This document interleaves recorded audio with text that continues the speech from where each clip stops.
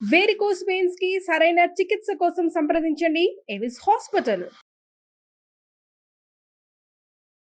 నమస్తే, మీరు చూస్తుంది సుమన్ టీవీ. నేను మీ కీర్తి. అయ్యప్ప స్వామి మాల ధారణకి చాలా ప్రాముఖ్యత ఉంది. ఎంతో నియమ నిష్టలతో కూడుకున్న పని. మరి మాల వేసుకునేటప్పుడు కానీ, మాల వేసుకున్నాక కానీ, మాల తీసే టైంలో, తీసిన తర్వాత ఎలాంటి నియమాలు పాటించాలి, ఎలాంటి నిష్టతో ఉండాలి అని అనేక రకాలైన ధర్మ సందేహాలు మనకు ఉంటూ ఉంటాయి కదా. మరి ఈ ప్రోగ్రాం ద్వారా అవన్నీ నివృత్తి చేయడానికి మనతో పాటు ఉన్నారు బ్రహ్మశ్రీ డాక్టర్ భార్గవ గురుస్వామి గారు. నమస్తే గురుగారు. వందే మాతరం. స్వామియే శరణమయ్య. స్వామియే శరణం అయ్యప్ప. గురుగారు, నేను ఇందాక చెప్పినట్టుగా అయ్యప్ప స్వామి అన్నది, మాల అన్నది చాలా విశిష్టతతో, ప్రాముఖ్యతతో, భక్తి శ్రద్ధలతో కూడుకున్నది కదా. మరి ఏ వయసులో ఉన్నప్పుడు అసలు అంటూ మాల ధారణ చేసుకోవాలి? నాకు తెలిసినంత మటుకు కొంతమంది ఇంట్లో పెద్దవాళ్ళు ఏదైనా వాళ్ళ కోరిక కానీ, ఏదైనా బలమైన కోరిక అది తీరట్లేదంటే, నా బాబుకో లేకపోతే పాపం వాడికే ఆరోగ్యం బాగాలేనప్పుడు వచ్చే సంవత్సరం కల్లా మంచిగా అయితే అయ్యప్ప స్వామి మాల ధారణ చేసుకుంటాను అని మొక్కుకుంటారు. ఇది ఎంతవరకు కరెక్ట్? అసలు ఏ వయసు నుంచి అయ్యప్ప స్వామి దీక్ష పుచ్చుకోవాలి? మీ ప్రశ్న చాలా బ్రహ్మాండంగా ఉంది, కానీ అందులో ఇంకా కొంచెం క్లారిటీ. ఎందుకనంటే ఇక్కడ ఈ నోములు, ఈ వ్రతాలు, ఈ దీక్షలు ఇవన్నీ కూడా మగవాళ్ళు, ఆడవాళ్ళు అందరూ చేస్తూ ఉంటారు. కాబట్టి మీ ప్రశ్నలో స్త్రీల గురించి ఈ ప్రశ్నని సంధించారా, లేకపోతే మగపిల్లలు, పురుషుల గురించి ఈ ప్రశ్న సంధించారా అంటే చాలా వివరంగా చెప్పవచ్చు. ఎందుకంటేనమ్మా, అయ్యప్ప స్వామి దీక్షలో స్త్రీలకంటూ ఒక వయోపరిమితి ఉంది మాలధారణకి. పురుషుల కవరేజ్ ఏరియా కదా గురుగారు, మాకైతే లేనే లేదు అవకాశం.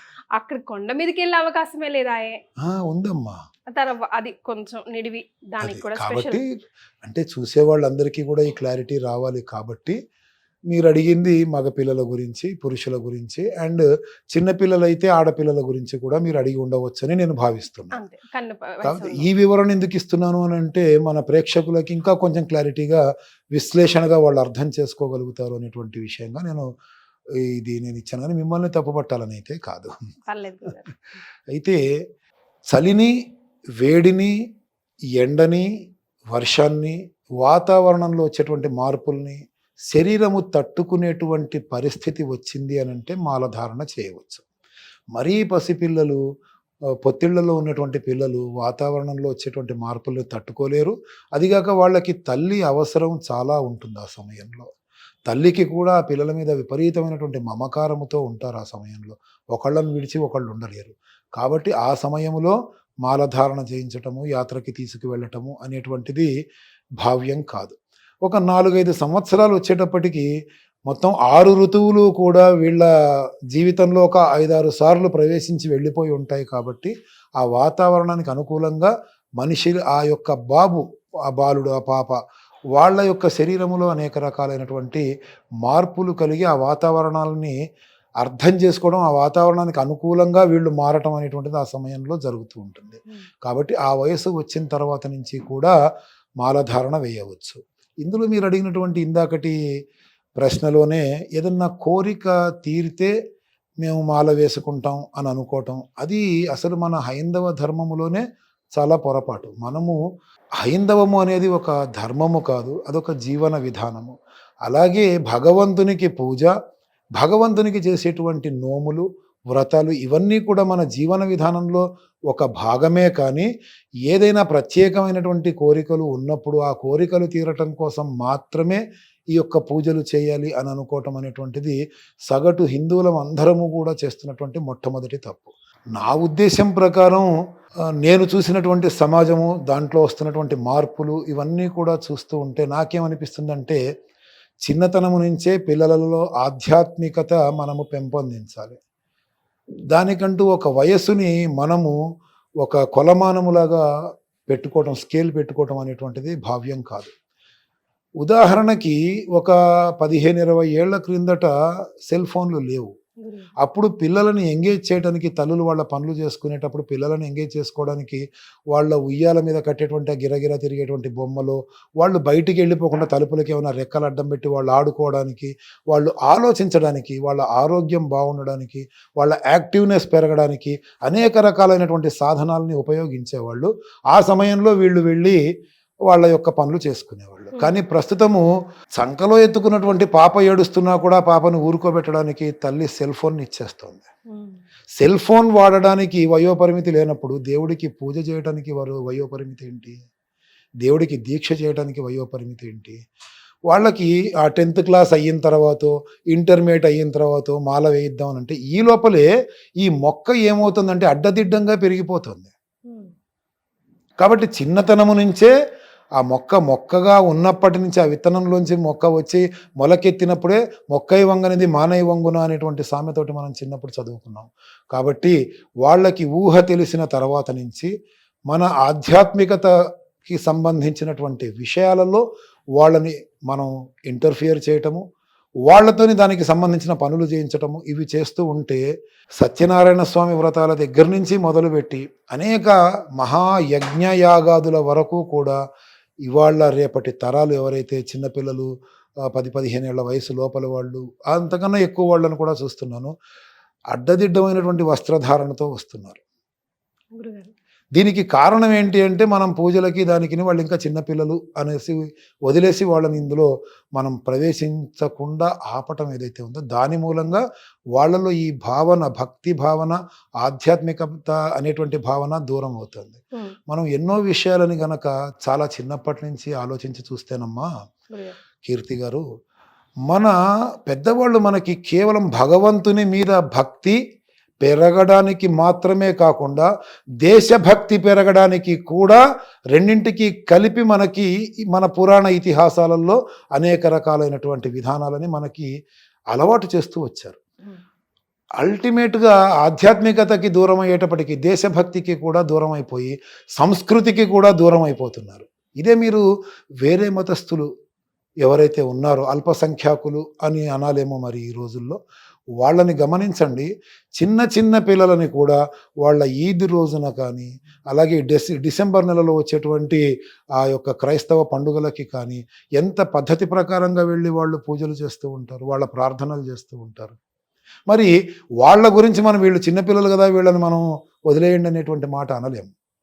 వాళ్ళు అలా చేయరు కూడా. చిన్నతనము నుంచే వాళ్ళు హదీసులు చదివించటమును, అలాగే నమాజులు నేర్పించటమును, ప్రార్థనలు నేర్పించటమును, ఇవన్నీ కూడా వాళ్ళు చేస్తూ ఉంటారు.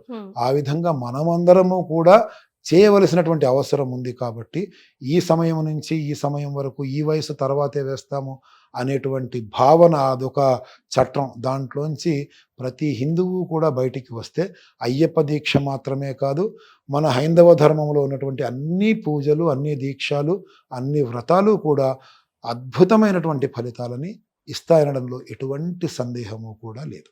రైట్ గురుగారు, అంటే అయ్యప్ప స్వామి దీక్ష చేయాలి అనుకున్నప్పుడు చాలా కఠినమైన దీక్ష అని చెప్తూ ఉంటాం కదా.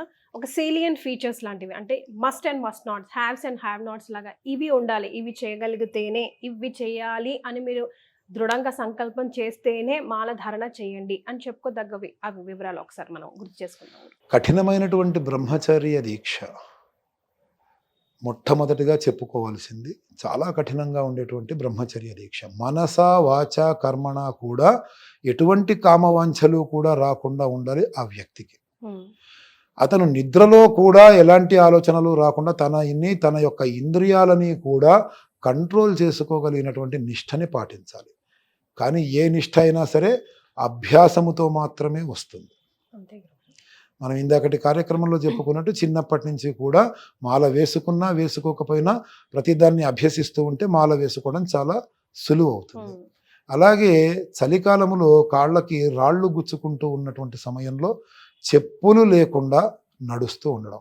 కాళ్ళు కాలటం వేరు ఎండాకాలంలో, కానీ చలికాలంలో కాళ్ళకి వాటికి పగుళ్ళు, ఆ దుమ్ము ధూళి పడి ఆ మంట, ఆ చిన్న రాయి కూడా నరకాన్ని చూపిస్తూ ఉంటుంది కాల్లో గుచ్చుకునేది. అది కూడా చాలా కఠినమైనటువంటిదే. ఒకటే పూట భోజనము అంటే విస్తరాకులో వడ్డించుకొని ఒక పప్పు, 2 కాయగూరలు, కూరలు, పచ్చడి ఇవన్నీ వేసుకొని అప్పడం కూడా వేయకుండా ఏం భిక్ష పెడుతున్నావు స్వామి అని పెట్టేవాళ్ళని తిడుతూ తినడం అది భోజనం కాదు. భుజించినది ఏదైనా సరే ఆ సమయంలో అది భోజనమే. ఒక పండు భుజించినా కూడా అది భోజనం కిందికే వస్తుంది. అలాగా జఠరాగ్నిని నియంత్రణ చేస్తూ ఉండడం అనేటువంటిది చాలా ప్రధానమైనటువంటిది. ఒకటే పూట భోజనం చేయాలి అనేటప్పటికి మన వాళ్ళందరూ భోజనం అంటే అన్నం తినడం అని అనుకొని పొద్దున్న టిఫిను, సాయంత్రం టిఫిను, మధ్యాహ్నం భోజనము, ఆ తర్వాత 10-10:30 4 పళ్ళు, సాయంత్రం 11 సాయంత్రం 4కి కాస్త టీ కాఫీలు, ఇలాగా అసలు ఆకలి అనేది తెలియకుండానే బ్రతుకుతున్నారు ఈ రోజుల్లో. అలా కాకుండా ఒకటే పూట భోజించడం, అవసరమైతే పంచభూతాలలో ఒకటి ప్రాణాధారమైనటువంటిది అయినటువంటి జలాన్ని స్వీకరిస్తూ, శ్రేష్టమైనటువంటి పాలని స్వీకరిస్తూ ఆ రోజంతా కూడా గడుపుతూ ఉండడం, ఇవి చాలా ముఖ్యమైనటువంటిది. అలాగే కఠినమైనటువంటి నేల మీద పడుకోవటం, దాని మూలంగా సరి అయినటువంటి నిద్ర ఉండదు ఈ చలికాలంలో. నిద్ర లేకపోవటం మూలంగా, మగతగా నిద్ర పట్టడం మూలంగా అనవసరమైనటువంటి శరీరములో మార్పులు జరిగి ఎటువంటి బ్రహ్మచర్య నిష్టకి భంగం కలిగేటువంటి పరిస్థితులు నిద్రలో కూడా ఏర్పడకుండా ఉంటాయి. ఈ బ్రహ్మచర్య దీక్ష మాత్రమే అయ్యప్ప దీక్షలో చాలా కఠినమైనటువంటిది. మనం చెప్తున్నటువంటి ఆహార నియమాలు కానీ, గడ్డం గీసుకోకపోవటము, కాళ్ళకి చెప్పులు లేకుండా నడవటము, నల్లటి దుస్తులని ధరించటము, చన్నీటి స్నానము, ఉదయము సాయంత్రము కూడా పూజా కార్యక్రమాల్లో పాల్గొంటూ అయ్యప్ప స్వామిని అర్చించటము, ఇవన్నీ కూడా ఈ బ్రహ్మచర్య దీక్ష అనేటువంటి ఒక కట్టడాన్ని నిలబట్టేటువంటి పిల్లర్లలాగా చెప్పుకోవచ్చు. ఇందులో ఏ ఒక్కటి మిస్ అయినా కూడా బ్రహ్మచర్య దీక్ష కుంటుపడుతుంది. ఈ బ్రహ్మచర్య దీక్ష ఎందుకు అని అంటే చాలామంది ఏమంటారంటేనమ్మా, మీరిందాక అడిగినట్లుగా అయ్యప్ప స్వామి కోసం చేస్తున్నాము అని అనుకుంటారు. అది చాలా శుద్ధ తప్పు. నేను ఆ శబరిమలకి ఎలాగైతే వెడతానో, ఏ సాధనం అంటే రైలు, రోడ్డు, బస్సు, కారు, విమానము ఎలాగైతే వెడతానో, మాల వేసుకోనటువంటి వాళ్ళు కూడా అలాగే వస్తారు శబరిమలకి. నేను ఏ వనంలో నుంచి అయితే యాత్ర చేస్తూ ఉంటానో అదే వనములో నా పక్కనే వాళ్ళు నడుస్తూ ఉంటారు. నేను ఎక్కడైతే స్నానం చేస్తానో, ఏ నదుల్లో అయితే స్నానం చేస్తానో వీళ్ళు అదే నదిలో మునుగుతారు, అదే పంపలో స్నానం చేస్తారు. నేను వెళ్ళిన ప్రతి చోటికి వస్తారు. మాల వేసుకున్న వ్యక్తికి, మాల వేసుకునే వ్యక్తి కూడా ప్రయాణం అంతా కూడా కలిసే చేస్తారు. కానీ మాల వేసుకుని ఇరుముడి కట్టుకున్న వ్యక్తి చేసేటువంటి పని ఒక్కటి మాలలో లేనటువంటి వ్యక్తి చెయ్యడు. అదేంటి అంటే 18 మెట్ల మీద కాళ్ళు పెట్టి నడవటం. స్వామి దర్శనం కూడా పక్కపక్కనే నుంచొని చేస్తారు వీళ్ళు. 18 మెట్ల మించి వెళ్ళినటువంటి వాళ్ళు, ఉత్తరం వైపు ఉన్నటువంటి మామూలు మెట్ల మించి వచ్చి దర్శనం చేసుకునే వాళ్ళు కూడా పక్క నుంచే చేస్తారు. అందులోనూ నాలాగా కాస్త పొడవుగా ఉన్నటువంటి వ్యక్తి కనుక ముందరుంటే, వెనకాల కొంచెం పొట్టిగా ఉన్నటువంటి వ్యక్తి అతను సివిల్లో అంటే మాలలో లేకపోయినా కూడా నా ఇరుముడి మీద చెయ్యి పెట్టి నా నెత్తి మీద నా ఇరుముడిని కొంచెం పక్కకి జరగనమన్నట్టుగా చెప్తూ స్వామిని దర్శనం చేసుకుంటాడు. అంటే ఇందులో మనకి విశేషం ఏం కనిపిస్తోంది? బ్రహ్మచర్య దీక్ష అయ్యప్ప కోసమా, అయ్యప్ప ఎదురుగుండా ఉన్నటువంటి 18 మెట్లని ఎక్కటం కోసం, 18 మెట్లని ఎక్కటం కోసం 18 మంది దేవుళ్ళు ఉంటారు అక్కడ. కరెన్సీ ఏ దేశందైనా సరే మనం లక్ష్మీదేవితో సమానంగా కాలి కింద పడిందంటే దండం పెట్టుకుంటాం. అది పాకిస్తాన్ కరెన్సీ అయినా సరే, ఉర్దూలో రాసి ఉన్నా సరే, వాళ్ళకి సంబంధించిన మత సూక్తులు రాసి ఉన్నా సరే, మనం కాలి కింద పడితే దండం పెట్టేసుకుంటాం. కానీ 18 మంది అద్భుతమైనటువంటి దేవుళ్ళు వేంచేసి ఉన్నటువంటి ఆ 18 మెట్ల మీద కాళ్ళు పెట్టడానికి మాత్రం 41 రోజులు మండలం అని ఏదైతే భావిస్తున్నారో, ఆ మండలకాల దీక్ష పూర్తి చేస్తేనే కానీ దాని మీద కాలు పెట్టే అర్హత రాదు అనేటువంటి విషయాన్ని మర్చిపోయి 11 రోజుల దీక్ష, 21 రోజుల దీక్ష ఇలాంటివన్నీ షార్ట్కట్లో చేసేసుకుంటూ ఆ 18 మెట్ల మీద కాళ్ళు పెట్టి మహాపాపానికి ఒడిగడుతున్నారు మన హిందువులు. అయితే చాలామంది ఏం చెప్తూ ఉంటారంటేనమ్మా, ఏమీ అనుకోకండి, మీరు కూడా మా అమ్మాయి లాంటి వారే కాబట్టి చెప్తున్నాను, మా గురువు గారు నాకు చెప్పిన మాటని ఇక్కడ ప్రజలందరికీ చేరడం కోసం చెప్తున్నాను తప్ప ఎవరిని కించపరచడానికైతే కాదు.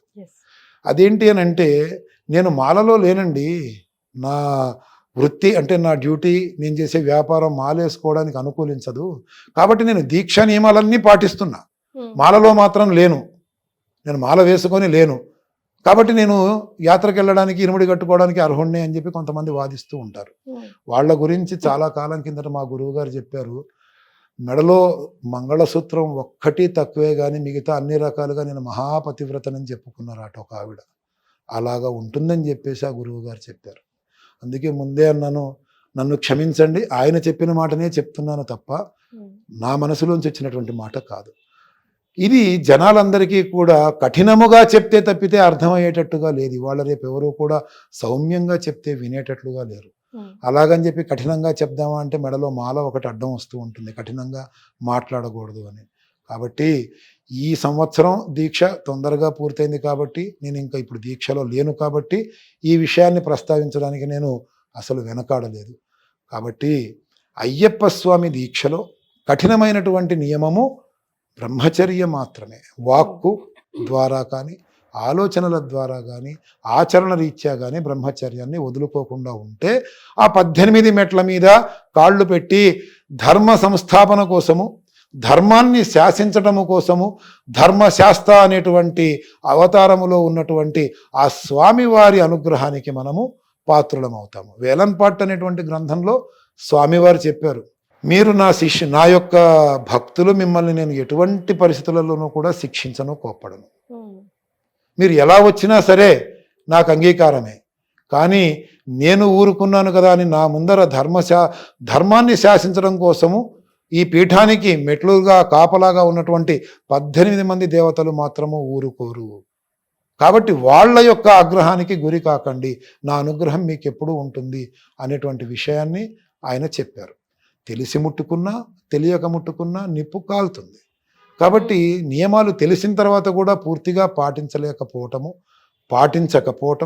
పాటించడానికి ప్రయత్నించకపోవటము మహాపాపాలు. అయితే గురుగారు, ఇప్పుడు తెలిసి తెలియని వయసు నుంచి పెద్దవాళ్ళ వరకు, ఆటో డ్రైవర్ దగ్గర నుంచి బెంజ్ ఓనర్ వరకు ప్రతి ఒక్కరు కూడా అయ్యప్ప దీక్ష పుచ్చుకుంటూ ఉంటారు కదా.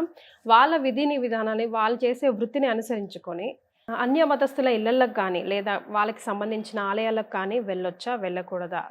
ఫంక్షన్స్కి ఒకవేళ అటెండ్ చేయాల్సి వస్తే ఎలాంటి ఫంక్షన్స్కి వెళ్ళొచ్చు, వెళ్ళకూడదు, అక్కడ వాళ్ళు పాటించవలసిన నియమాలు ఏంటి? బ్రహ్మచర్య దీక్ష పాటిస్తున్నాము అంటే పూర్తి స్థాయిలో మనం ఆచరించేటువంటి విధానం కూడా ఎలా ఉంది అని అంటే, సన్యాస ఆశ్రమములో ఉన్నటువంటి వేషభాషలతో ఈ యొక్క అయ్యప్ప మాల ధారణ చేసినటువంటి వ్యక్తి ఉంటాడు. సన్యాసికి ఎటువంటి బంధుత్వాలు, ఎటువంటి ఉత్సవాలలో పాల్గొనాలి అనేటువంటి తపన ఉండదు, ఈయనకి కూడా ఉండకూడదు.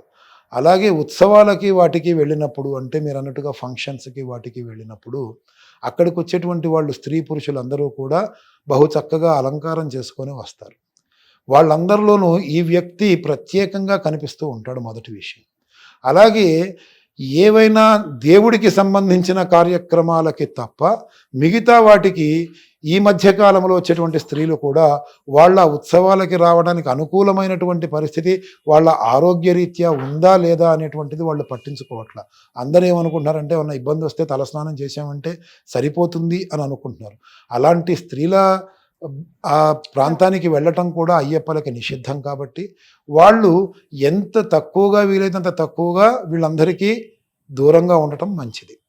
అలాగే అన్యమతస్థుల యొక్క ప్రార్థన ఆలయాలు, అన్యమతస్థుల యొక్క ప్రార్థన ఆలయాలకి వెళ్ళటం మూలంగా తప్పు లేదు అని చాలామంది నిరూపిస్తున్నారు. ఈ మధ్యకాలంలో ఒక సెలబ్రిటీ గారు ఏదో అలా వెళ్ళారని చెప్పేసి అందరూ వాదిస్తున్నారు. కానీ ఓ మాట చెప్పాలంటే అది సమాధి దగ్గరికి ఎలా పెడతారు అని మాల వేసుకొని సాయిబాబా గుడి అని అనుకొని అక్కడికి వెళ్ళి అన్నం తినేటువంటి వాళ్ళ పరిస్థితి ఏంటి? సాయిబాబా గుడి నిజంగా గుడేనా? అది సాయిబాబా సమాధి కాదా? ఆ సమాధి ఏమన్నా మన తాతగారిదా, ముత్తాతగారిదా, బంధువులదా?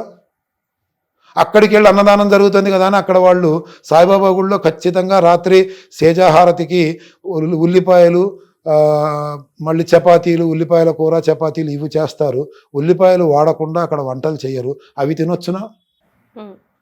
ఈయన ఏ పరిస్థితులలో వెళ్ళారో పూర్తిగా తెలుసుకోవాలి. అలాగే వెళ్ళడం తప్పు కాదు అనేటువంటిది మన పూర్వీకులందరూ కూడా ఆ వావర్ అనేటువంటి ఒక దర్గాకి స్వాములని అందరినీ కూడా తీసుకెళ్ళి అక్కడ మన కొబ్బరికాయలని దొరిలించి అక్కడ ఆయన ముందర నాట్యాలు చేయించి తీసుకొని వెడుతున్నారు. అది తప్పు కానప్పుడు ఇది ఎందుకు తప్పు అవుతుంది అని చాలామంది కూడా వాదిస్తున్నారు. కానీ ఏది ఏమైనా సరే ఒక దానిని మనము నిర్ణయించుకున్న తర్వాత ఆ యొక్క లిమిటెడ్ పీరియడ్ ఏదైతే దానికి మనం పెట్టుకున్నామో, మండలము లేకపోతే 2 మండలాలు, 11 రోజులు, 20 రోజులు, 30 రోజులు, ఆ కార్యక్రమమే చేయాలి తప్ప వేరే కార్యక్రమాలు చేయకూడదు. ఉదాహరణకి ఎవరన్నా చనిపోతే 11 రోజులు మైల పాటించాలి, పూజలు చేయకూడదు. 11 రోజులు కూడా శోక దినాలుగా వాళ్ళ కోసం బాధపడుతూ ఉండాలి. 11వ రోజు స్నానమైన వెంటనే వాళ్ళని మర్చిపోవాలి అనేటువంటిది గరుడ పురాణంలో చెప్పబడింది. అలాగే ప్రతిదానికి కూడా ఒక నియమం ఉంటుంది కదా. అయ్యప్ప దీక్షలకి, మిగతా వ్రతాలకి, నోములకి, మిగతా దీక్షలకి కూడా హైందవ ధర్మాన్ని పాటించండి అనేటువంటి నియమం ఉంది. ఆ ధర్మములో ఉండేటువంటి పద్ధతులు వేరు, మన పద్ధతులు మిగతా ధర్మాలలో మిగతా మతాలలో ఉండేటువంటి పద్ధతులు వేరు. అయినా కూడా వెళ్ళవచ్చునేమో, కానీ ఈ రోజుల్లో ఎలా ఉంది అని అంటే హిందువులందరినీ ఎప్పుడు మార్చేద్దామా, మిగతా మతాల్లోకి ఎప్పుడు మార్చుకుందామా, హిందువులు కాని వాళ్ళని ఎప్పుడు చంపేద్దామా అనేటువంటి కుట్రలు కుతంత్రాలతో నిండిపోయి మిగతా వాళ్ళందరూ కూడా ఆ మతస్థులు ఈ మతస్థులు ఇంకో మతస్థులు అందరూ కూడా ఎవరికి వాళ్ళు వాళ్ళ భాగాలుగా చీలిపోయినప్పుడు మనము ఇలాంటి పనులు చేయకూడదు. కాబట్టి వేరే మతస్థుల యొక్క ఆలయాల్లోకి వాళ్ళ యొక్క ప్రార్థనాలయాల్లోకి ఈ దీక్షలో ఉండగా వెడితే అన్ని చోట్ల కూడా స్నానాలు చేసి శుచిగా అయితే ఉండరు కదా. వారానికి ఒకసారి స్నానం చేసేవాళ్ళు ఉంటారు, రోజుకి 4 సార్లు స్నానం చేసేవాళ్ళు ఉంటారు. కాబట్టి మనము రోజుకి 2 సార్లు స్నానం చేయాలి. మన పద్ధతులకి ఆ పద్ధతులకి ఎక్కడా పొసగదు. కాబట్టి అలాంటి చోట్లకి వెళ్ళటము, శ్మశానంలోకి వెళ్ళటం మూలంగా వైరాగ్య భావనలు రావటము, ఇలాంటివన్నీ కూడా మన దీక్షని పాడు చేస్తాయి. కాబట్టి అలాంటి వాటికి వెళ్ళకూడదు. ఎలాంటి ఫంక్షన్లకి వెళ్ళాలి అనే ప్రశ్న కూడా మీరు అడిగారు. అదేంటి అని అంటే సత్యనారాయణ స్వామి వ్రతాలు, కేదారేశ్వర నోములు అవి చేసుకునేటువంటి సమయం ఈ యొక్క కార్తీక మాసం. అలాంటి వాటికి వెళ్ళవచ్చును. అలాగే అక్కడ కూడా మాంసాహారము వండినటువంటి గిన్నెలు ఎప్పుడైనా సరే అలాంటి గిన్నెల్లో వంట చేస్తే తినకుండా పూర్తి శాకాహారము వండుతున్నటువంటి గిన్నెలలో మాత్రమే వండించుకొని తినటము అనేటువంటిది ఉత్తమమైన పని. అది కూడా స్నానం చేసి శుచిగా శుభ్రతగా వంట చేసినటువంటి, అంటే సాఫ్ట్ భోజనం అన్నమాట. మసాలాలు అలాంటివి ఒంట్లో ఉత్తేజాన్ని అనవసరమైనటువంటి ఆలోచనల్ని పెంచేటువంటి ఆహారం కాకుండా సాత్వికమైన ఆహారాన్ని అక్కడ తీసుకోవటము, దేవాలయాలలో ఉత్సవాలలో పాల్గొనటము, అలాగే అన్నదానాలు జరిగే వద్దకి వెళ్ళి అన్నదానం చేసే వాళ్ళకి డబ్బు ఉంటుందేమో కానీ అలాగే మానవ సహాయం అనేది తక్కువగా ఉంటుంది, శారీరక సహాయం. వీళ్ళు వెళ్ళి అలాంటి చోట్ల కాస్త సహాయం చేస్తూ ఉండడం, ఇలాంటి కార్యక్రమాలు ఆటోలో వెళ్ళేటువంటివి, ఆటో నడిపించేటువంటి వ్యక్తి అయినా కోటీశ్వరుడైనా ఎవరైనా సరే ఈ పద్ధతులనే పాటించాలి. నలుపు వస్త్రధారణ శుభకార్యాలలో మంచిది కాదు. కాబట్టి వేరే శుభకార్యాలకి ఈయన నల్లబట్టలు వేసుకొని వెళ్ళటం అక్కడ అశుభాన్ని సూచిస్తుంది. కాబట్టి అయిన వాళ్ళ ఇళ్లల్లో కార్యక్రమాలకి కూడా ఈ నలుపు బట్టలని ధరించి వెళ్లకుండా ఉంటే చాలా ఉత్తమమైన పని. రైట్. గురుగారు, ఇంట్లో గర్భవతి ఉంటే ఆ భార్య కావచ్చు లేదా దగ్గర సంబంధిత వాళ్ళు కావచ్చు అయ్యప్ప దీక్ష పుచ్చుకోవచ్చా? సంబంధితుల గురించి ముందు మాట్లాడుకుందాము. భార్య గర్భంతో ఉన్నప్పుడు భర్త గురించి తర్వాత మాట్లాడుకుందాం. Next point. దీన్ని మనం రెండుగా విడదీస్తేనే కానీ చాలా సరి అయినటువంటి సమాధానం ప్రజల వరకు చేరదు, కన్ఫ్యూజ్ అయ్యే అవకాశాలు ఉంటాయి. ఎవరైనా అమ్మాయి ఇంట్లో గర్భవతిగా ఉంటే ఆ అమ్మాయికి సంతానము జన్మించేంత వరకు కూడా మహిళ ఉండదు ఆ కుటుంబ సభ్యులందరికీ కూడా. కాబట్టి వాళ్ళు నోములు వ్రతాలు అవి చేసుకోవచ్చు. మరి గట్టిగా అరుస్తూ కేకలు పెడుతూ ఆ అమ్మాయికి శబ్ద కాలుష్యంతో ఇబ్బంది పడే విధంగా కాకుండా చాలా సాఫ్ట్గా చేసేటువంటి పూజలు అందరూ చేసుకోవచ్చును. ఆ కుటుంబంలో ఉన్నటువంటి వాళ్ళందరూ కూడా తల్లిగారింటికి గనక అమ్మాయి డెలివరీ కోసం వస్తే ఆ అమ్మాయి వాళ్ళ నాన్నగారు కూడా ఇంట్లో మాల వేసుకొని దీక్ష చేసుకొని పూజలు చేసుకోవచ్చు. డెలివరీ అయిన తర్వాత 11 రోజుల పాటు ఆ వంశం వాళ్ళందరికీ కూడా జాతా శౌచము అంటారు. అశౌచాలు 2 రకాలు. అశౌచము అంటే అంటరాని విధానము, అది మృతాశౌచము, జాతాశౌచము. మృతాశౌచము మహా కఠినముగా ఆచరించాలి ఎవరన్నా చనిపోయినప్పుడు అశౌచాన్ని. అదే ఎవరన్నా పుట్టినప్పుడు ఉండేటువంటి అశౌచాన్ని మనము పూజా పునస్కారాలు ఇవి వదిలేసుకొని ఉండవచ్చు తప్ప వేరే వాళ్ళని ముట్టుకోకూడదు, వాళ్ళు ఎవరన్నా తగిలితే వెంటనే స్నానం చేయాలి, ఇలాంటివన్నీ ఉండవు.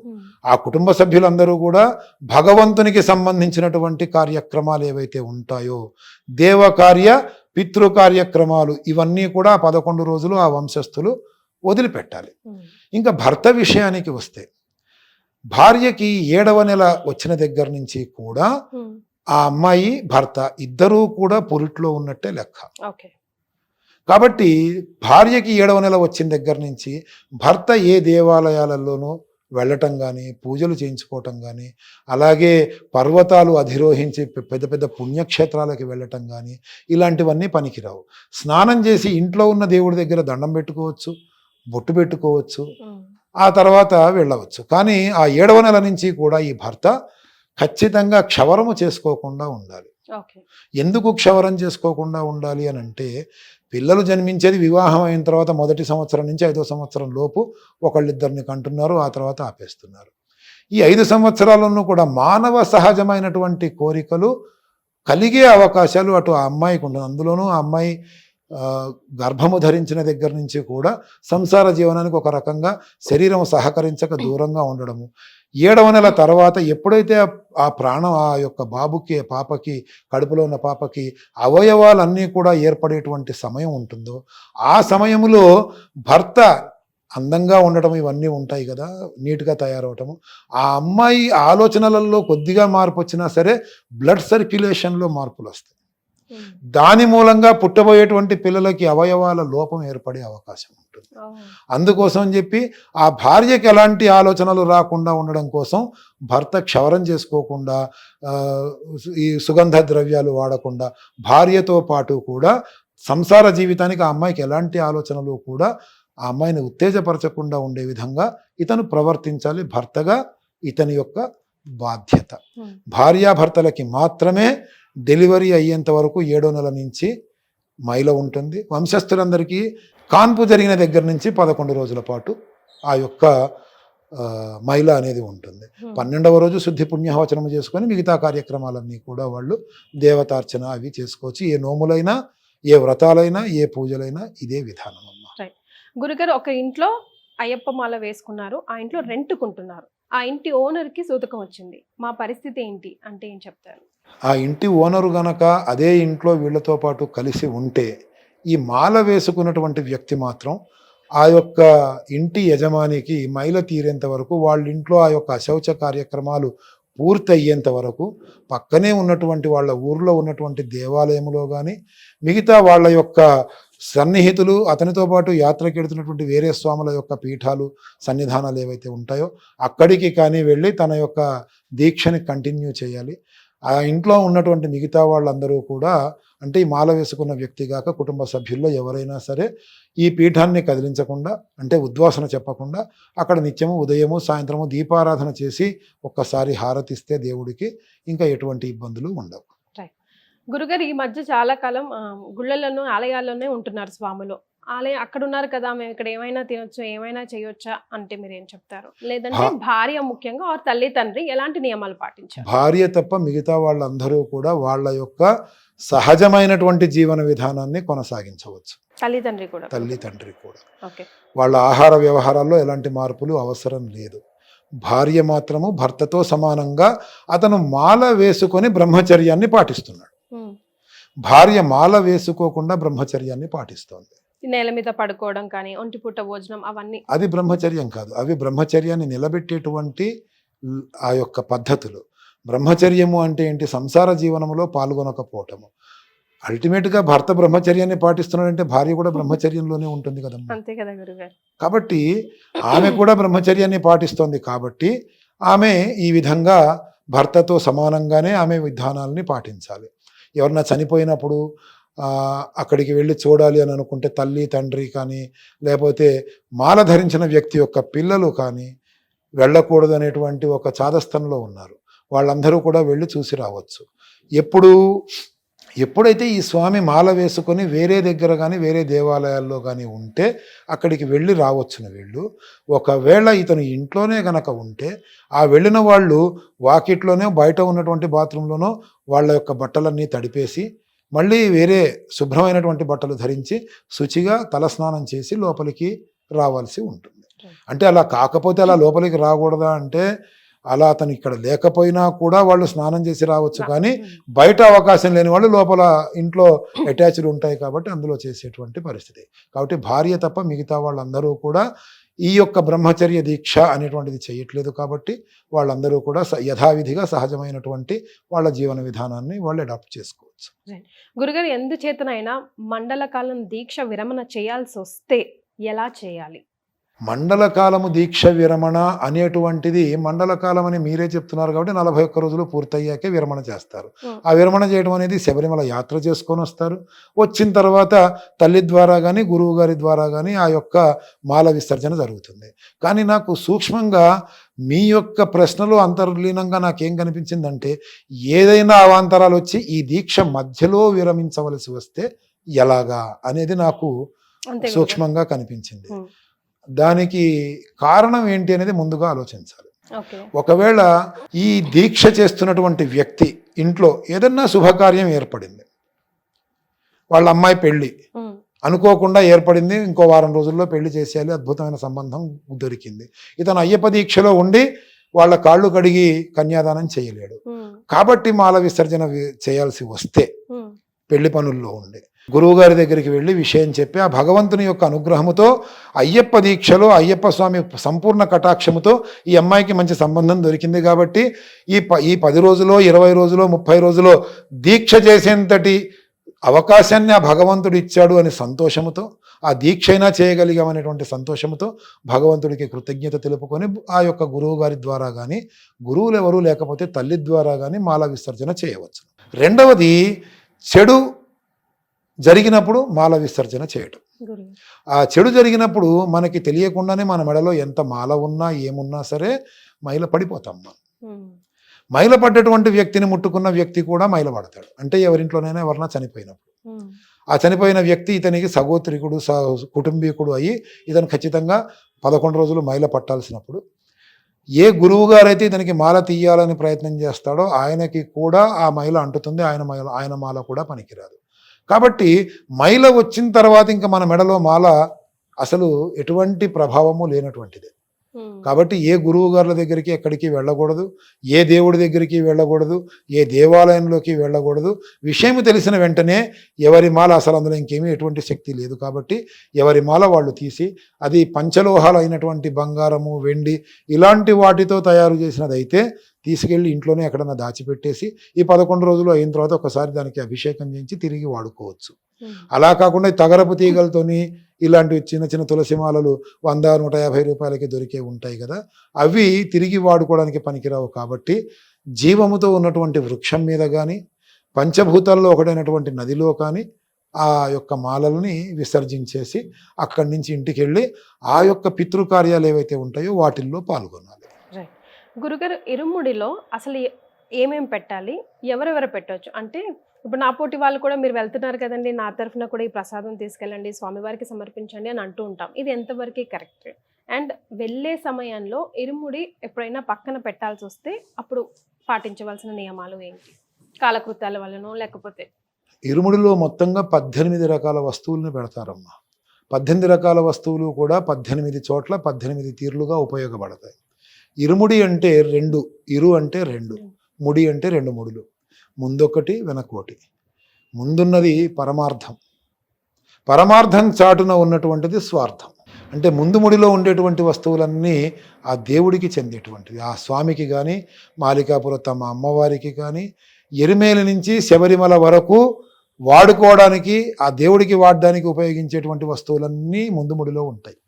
వెనకముడిలో ఈ స్వామి ప్రయాణానికి సంబంధించినటువంటి ఆహారానికి తినడానికి పనికొచ్చేటువంటి వస్తువులన్నీ వెనకముడిలో ఉంటాయి. ముందుముడి పరమార్థము, వెనకముడి స్వార్థము. అందుకే ఒక గొప్ప పాట రాశాడు, స్వార్థము పరమార్థం అనేది జంటముడులు కట్టుకొని శబరిమలకి బయలుదేరిపోదామా అని ఒక పాట రాశాడు. అది చాలా వాస్తవం. ఇంకా ఈ ఇరుముడిలలో ఏదైనా భక్తులు బంధువులు ఇరుముడి కట్టేటప్పుడు సమర్పించేటువంటివి వాళ్ళ మనసులో అది భగవంతుడికి చెందాలా లేదా ఈ వ్యక్తికి చెందాలా అనేటువంటిది వాళ్ళు ఒకటి తలుచుకుంటూ వేస్తారు. 99% మంది భగవంతుడి హుండీలాగా భావించి ఆ హుండీలో వేస్తున్నట్టుగా కానుకలు అంటే డబ్బులు కానీ బియ్యం కానీ ఇలాంటివన్నీ కూడా వేస్తూ ఉంటారు. అవన్నీ కూడా ఆ స్వామికి చెందాలి, అయ్యప్ప స్వామికి. కానీ చాలామంది గురుస్వాములు అవన్నీ మాకు చెందుతాయని శబరిమలలో ఇరుముళ్ళు ఓపెన్ చేశాక అందులో ఎన్ని వేలున్నా గురుస్వాములు నొక్కేస్తూ ఉంటారు. అది తెలియక అసలు ఏం చేయాలో తెలియకుండా ఇప్పుడు మీరు అడిగినట్టుగా సందేహంలో ఉండిపోయి కన్ఫ్యూజన్లో ఉండిపోయి ఆ స్వాములందరూ కూడా ఓహో ఇవన్నీ గురుస్వామికే పెడతాయేమో అని అనుకుంటూ ఉంటారు. ఒక్కొక్కసారి ఇరుముళ్ళు ఓపెన్ చేసిన తర్వాత అందులో ఉన్నటువంటి కానుకలు కొన్ని లక్షల రూపాయలు రావటం కూడా నేను చూశాను శబరిమలలో. అవన్నీ కూడా గురుస్వామి గారు తీసుకుంటారు, ఇవన్నీ గురుస్వామి అంటారు. అది తప్పు. ఆ భక్తులందరూ కూడా భగవంతుని కోసం వేశారు. లేదా ఈ మాల వేసుకొని దీక్ష చేసి ఇరుముడి కట్టుకొని యాత్రకి వెడుతున్నటువంటి ఆ పిల్లవాడు ఎవరైతే ఆ స్వామి ఎవరైతే ఉన్నాడో ఆయన వీళ్ళ బంధువు అయి ఉంటాడు.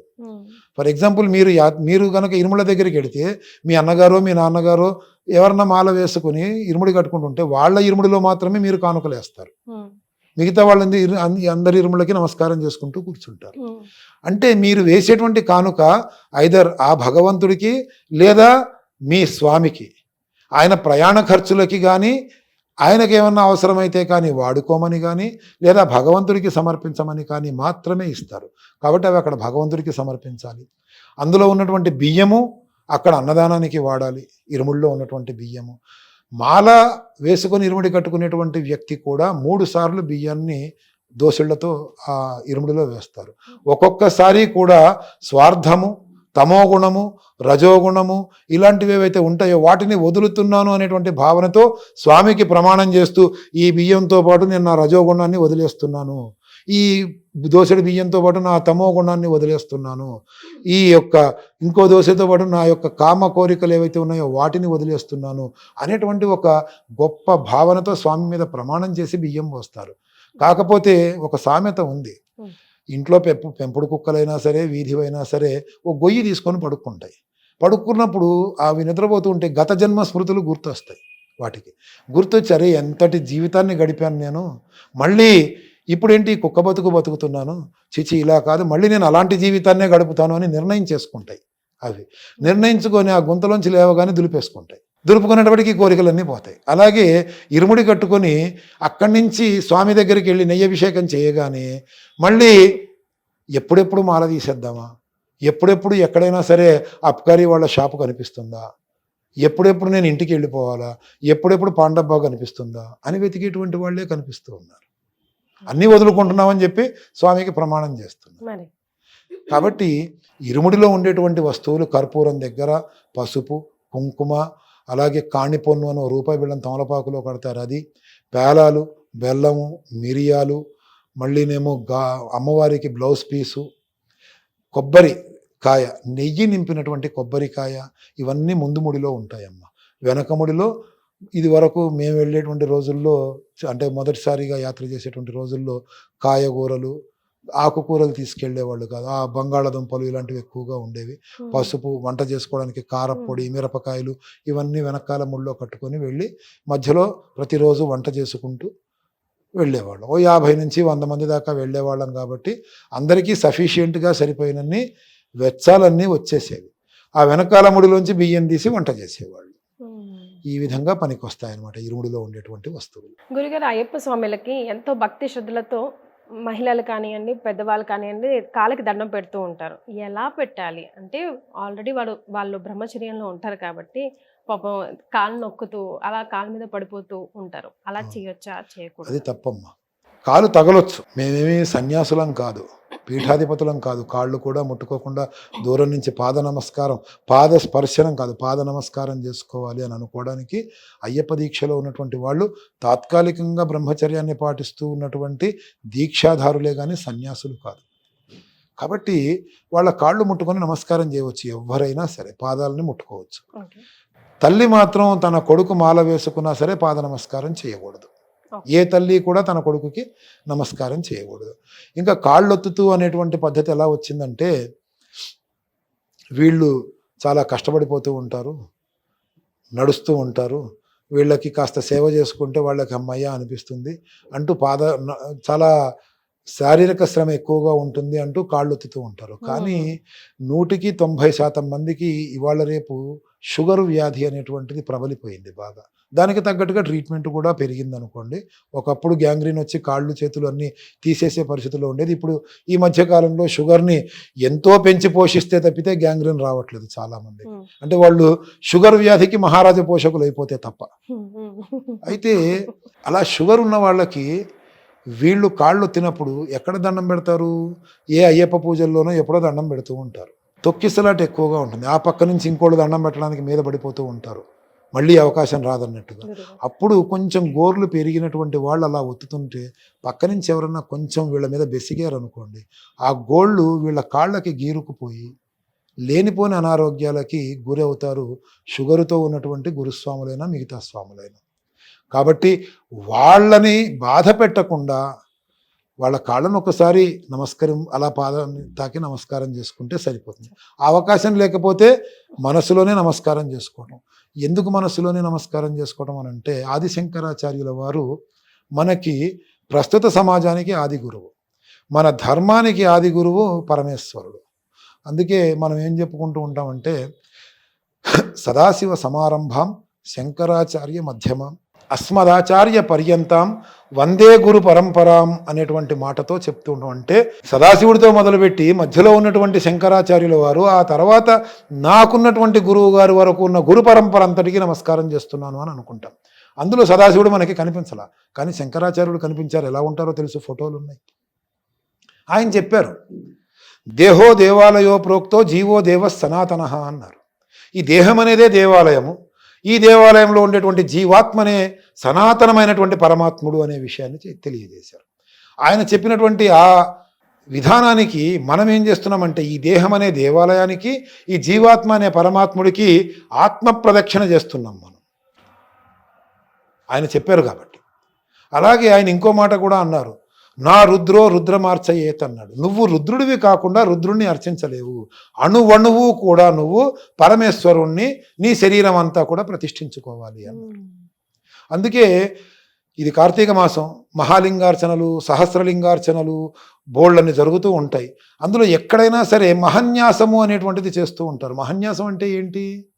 న్యాసము అంటే చేయటం, మహన్యాసం అంటే తమ శరీరాన్ని అంతటికి కూడా నఖ శిఖ పర్యంతం, అంటే కాలి గోరి దగ్గర నుంచి శిఖ వరకు కూడా, కంటి నుంచి మొదలుపెట్టి శరీరం అంతా కూడా ఆ పరమాత్ముణ్ణి మనం ఆవాహన చేసుకోవటమే మహన్యాసం.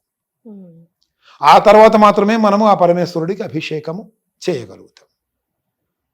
కాబట్టి మనసులోనే ఆ భగవంతుడికి ఆదిశంకరాచార్యుల వారు చెప్పినట్టుగా మన మనసులో ఉన్నటువంటి ఆ శక్తి, ఆ ఎదురుగుండా ఉన్నటువంటి స్వామిలోని శక్తి ఒకటే, ఆ స్వామికి నేను నమస్కరిస్తున్నాను అని చెప్పేటువంటి భావనతో రెండు చేతులు జోడించి ఆ స్వామికి నమస్కారం చేసుకోవచ్చు. కానీ అతనికి బాగా నడిచేస్తున్నాడు కదా అని కాళ్ళు తేయటము అవన్నీ కూడా విధానము మంచిది కాదు అనేటువంటిది నా భావన.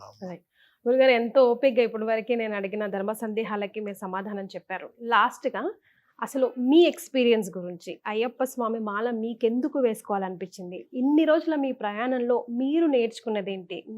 మీకు ఎలా అనిపించింది? మీకు ఎప్పుడైనా ఆయన నిజస్వరూప దర్శనం లభించిందా?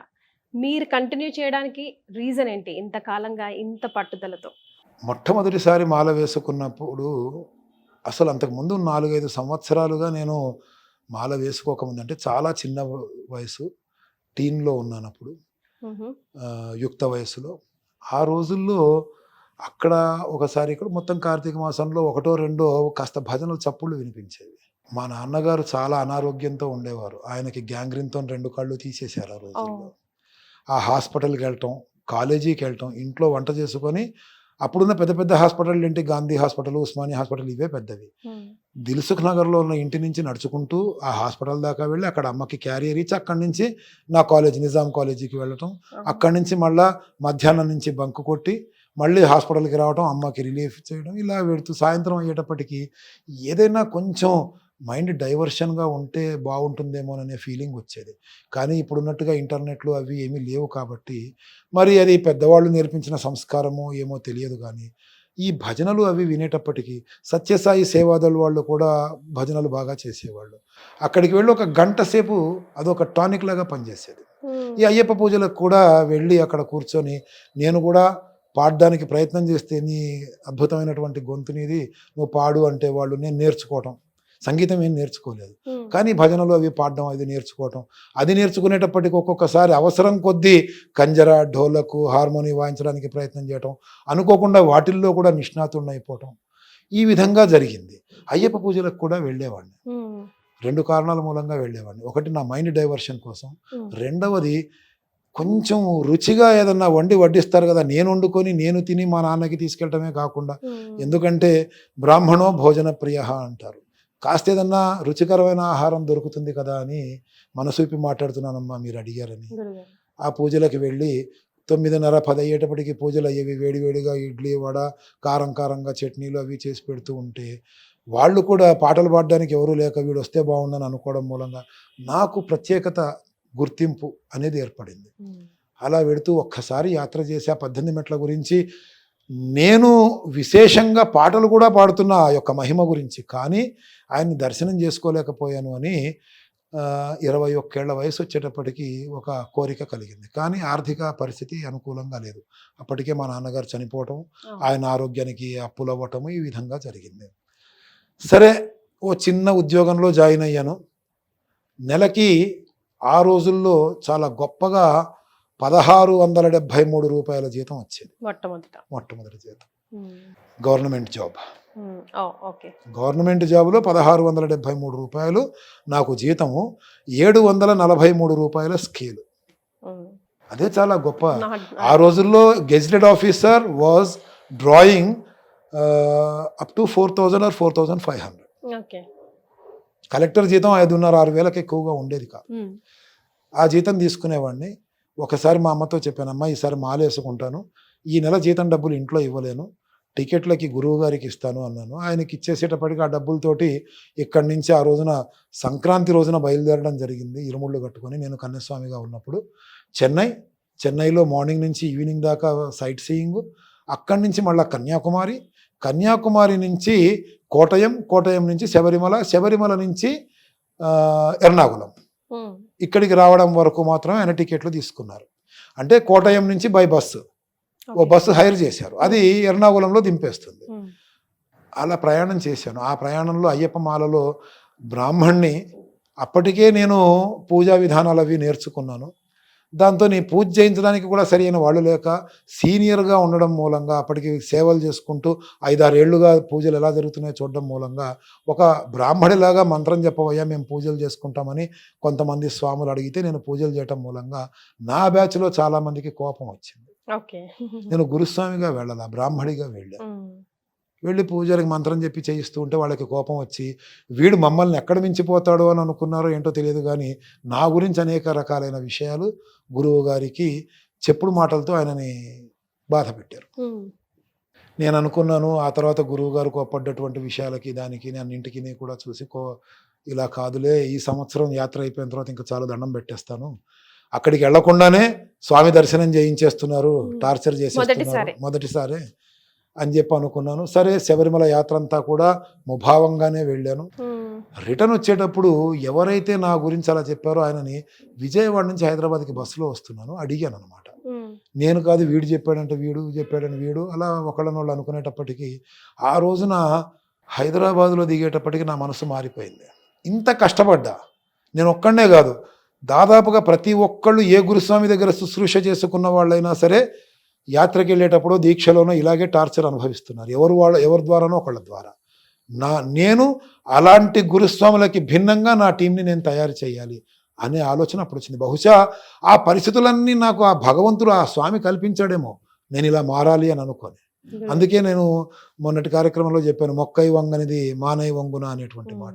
మొక్కగా ఉన్నప్పుడే వీడిని వంచేద్దామని అనుకున్నాడు. అలాగా, కానీ అప్పటికి సీనియర్ని కాదు. వచ్చిన తర్వాత గురువు గారి దగ్గరికి వెళ్ళాను, విషయం చెప్పాను. ఆ రోజున మీరు ఎందుకు పొరపాటు పడ్డారు ఏంటో అని చెప్పిన తర్వాత ఆయన రియలైజ్ అయిన తర్వాత చెప్పాను, స్వామి నేను ఇంకా వీళ్లతో దీక్ష చేయలేను, కాబట్టి నన్ను వదిలేయండి, నేను నా దీక్ష నా ఇంట్లో చేసుకుంటాను, నాకు మాల వేసేది మీరే, ఇరుముడి కట్టేది మీరే, నా యాత్రకి సీనియర్ స్వామిని ఎవరినైనా నేను చూసుకుంటాను, ఇరుముడి దింపాలి అని అనుకుంటే నాకు కావాలి, ఒక గురుస్వామి కావాలి ఎక్కడైనా కాలకృత్యాల కోసం, కాబట్టి నా స్నేహితుల్లో ఉన్నారు, వాళ్ళతో పాటు వెళ్ళిపోతాను, కానీ మాల వేసుకునేది మీ దగ్గర, ఇరుముడి కట్టుకునేది మీ దగ్గరే అనేటువంటి విషయాన్ని ఆయనకి చెప్పి, ఆ తర్వాత సంవత్సరం నుంచి నాకు అర్హత వచ్చేంత వరకు, అంటే గురువు గారు ఇంకా నీ ఇరుముడి నువ్వు కట్టుకో అని చెప్పేంత వరకు కూడా నేను ఒకే ఒక్క కోరికతో, ఒకే ఒక్క ఆలోచనతో మాల ధారణ కంటిన్యూ చేశాను. ఏంటంటే 4కి 4:30కి భోజనాలు పెట్టేవాళ్ళు, పూజలు కంప్లీట్ చేసి మధ్యాహ్నం భోజనాలు, రాత్రిపూట అల్పాహారం 12:30 దాటేది ఆ రోజుల్లో. ఆ విధానాన్ని మార్చాలి. జీవాత్ముడు బాధపడక ముందే, జఠరాగ్ని రగలక ముందే, వాళ్ళకి పరమాత్ముడి మీద కాన్సన్ట్రేషన్ డైవర్ట్ కాకముందే భోజనం పెట్టేటువంటి ప్రయత్నం చేయాలి. అప్పుడు ఆరోగ్యాలు బాగుంటాయి. అండ్ నేను పడ్డ తిప్పలు నా దగ్గర ఎవరూ పడకూడదు అనేటువంటి తపనతో నేను దీక్ష చేస్తూ వచ్చాను. గురుస్వామిని అవ్వలేదు, కానీ గురుస్వామిగా జనాలు మార్చారు నన్ను. అన్సీజన్ అంటే కార్తీక మార్గశిర పుష్యమాసంలో కాకుండా భాద్రపద మాసంలో మాల వేసుకొని ఆశ్వేజ మాసంలో మొట్టమొదటిసారి నేను ఈసారి యాత్ర చేశాను. అయినా కూడా మీరు ఎప్పుడు యాత్ర చేస్తే అప్పుడు మీతోటే మా యాత్ర, మీరు లేకపోతే మేము యాత్ర చేయలేము, మాకు ఆ విధమైనటువంటి ఆనందాన్ని మీరు చూపిస్తున్నారు దీక్షలో కానీ యాత్రలో కానీ అంటూ నేను ఎంతోమందిని అవాయిడ్ చేసినా కూడా 70 మంది నాతో యాత్రకు వచ్చారు. కొన్ని వందల మంది, కొన్ని వేల మంది నా భగవంతుడు ఇచ్చాడు. ఈ విధంగా నా యొక్క ప్రయాణం జరిగింది. స్వామి దర్శనం జరిగిందా అనంటే నా ఆత్మ అంతా కూడా స్వామి నిండి ఉన్నాడు. ఆయన్ని స్పెషల్గా దర్శనం కలియుగంలో భగవంతుడు ఎప్పుడు కనిపించడం, అంత గొప్పవాడిని నేను కాదు. కనీసం నా శరీరం మీదకి వచ్చి నేను పూనకాలు ఊగాలి అని అనుకున్నా కూడా పనికిరానటువంటి వాడిని నేను. అందుకే ఆయన ఎప్పుడు నా ఒంటి మీదకి కూడా రాలా. ఆయన రాలేదు, అమ్మవారు రాలేదు. చాలామందిని చూస్తుంటే వాళ్ళు గొప్పవాళ్ళు అని చెప్పి సంతోషపడిపోతూ ఉంటా. భగవంతుడు ఆశ్రయం పొందాడు కదండి, అలాగా. అయితే నేను ఏమనుకుంటూ ఉంటానంటే, ఉదయం పూట స్వామివారికి నెయ్యి అభిషేకం జరుగుతూ ఉంటుంది. టన్నుల కొద్దీ నెయ్యి పోస్తూనే ఉంటారు, ఆవు నెయ్యి. స్వామి విగ్రహం కనిపించదు, ఏదో మబ్బుల్లో రూపం కనిపించినట్టుగా నెయ్యి వెనకాల రూపం కనిపిస్తూ ఉంటుంది. ఒకసారి ఎప్పుడో బహుశా నేను ఆ స్వామిని దర్శనం చేసుకుంటూ ఉంటే, ఆ నెయ్యి పోసిన తర్వాత ఇలా మొహం మీద నుంచి, తల మీద నుంచి ఆ నెయ్యిని తుడిచి ఏదైతే క్యాన్లో వీళ్ళు ఇస్తారో మళ్ళీ ఆ క్యాన్లో కాస్త నెయ్యి అది వేసి ఇస్తారన్నమాట. అలా తుడిచినప్పుడు మనం స్నానం చేసి మొహం కడుక్కొని కళ్ళు తుడుచుకొని చెయ్యి కంటిని దాటి కిందికి రాగానే మనకి తెలియకుండానే కళ్ళు తెరుస్తాం. అలా స్వామి తెరిచి సడన్గా నన్ను చూసాడేమో, నా జీవితం ఇలా మారిపోయింది, మళ్ళీ ఎప్పుడు చూస్తాడా అలాగా అనేటువంటి తపనతో యాత్ర చేస్తూనే ఉన్నా. మళ్ళీ చూసినట్టుగా ఎప్పుడూ అనిపించలా. ఎప్పుడో 20 ఏళ్ళు 25 ఏళ్ళ కింద చూసినట్టుగా అనిపించింది. ఐ ఫెల్ట్ ఆ టైంలో స్వామికి జీవం ఉందా ఏంటి, కళ్ళు తెరిచి చూసాడని నేను ఫీల్ అయ్యాను.